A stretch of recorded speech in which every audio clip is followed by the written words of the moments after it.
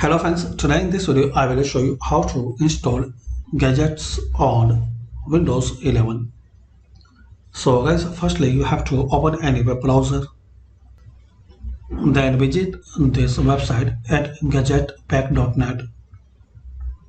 So you will see a list of gadgets you can use in your Windows 11. Just click on download. Once you successfully download, double click on it. Click on install. You will ask permissions, so click on yes. Then click on finish.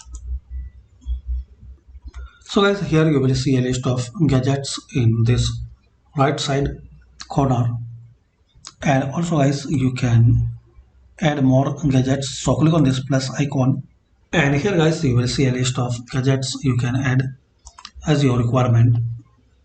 So right click on it and click on add.